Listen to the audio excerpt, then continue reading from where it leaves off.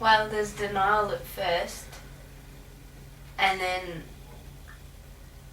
I just wanted to be hugged and cry with everyone, and then I felt like being by myself, and then that didn't work, so I just kind of was with everyone again.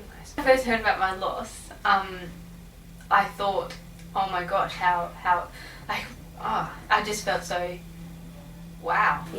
And when there was no hope, when I was told, then it was shock and extreme sadness, but it still feels a little bit unreal even now, but they'll be coming down later. Yeah. So there's still that sense of denial. I think that's a little bit of me denies it, that it can't be true, and that it's not true. I don't have that anger, so I think I'm replacing the anger with the what if, which is making me a bit angry that, you know, why didn't we do something about it? Yeah. So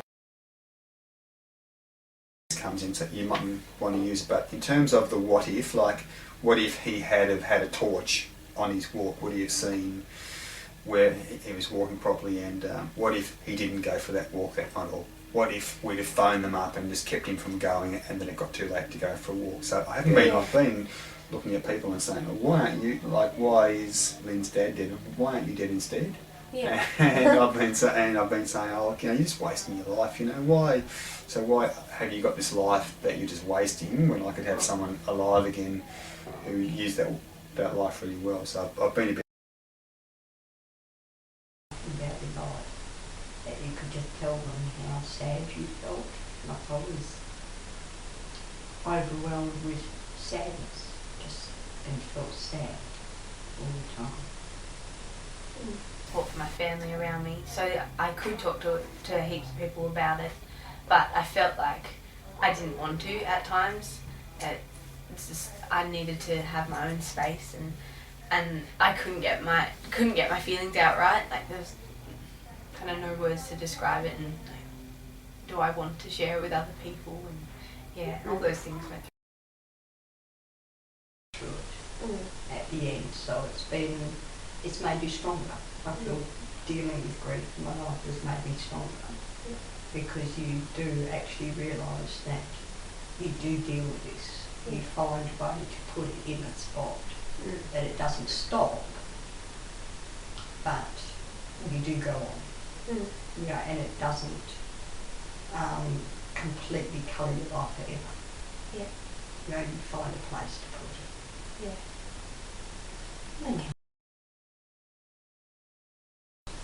You thought about it too much, so you felt like you had to just keep going. You know, just keep going, don't think about it, just keep going, just keep going. To avoid it. Yes, yeah, to, you know, just, because if you didn't, you felt you'd get overwhelmed by it. And I don't know if that's just because I wanted to be busy, or whether I felt that I knew that being busy would help. And it does help if you can be constantly busy. Yeah. Yeah, it does. Doesn't mean it takes your mind off it, but it distracts you enough to not be overwhelmed by it. Yeah.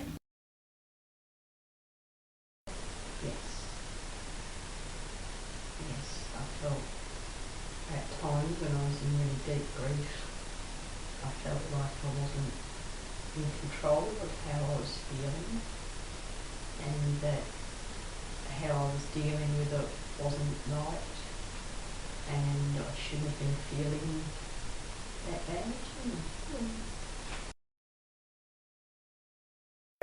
Yeah, I've become very negative at the moment, and I'm having trouble being positive about lots of stuff. I skip periods of just absolute negativity, like just feeling angry at people, and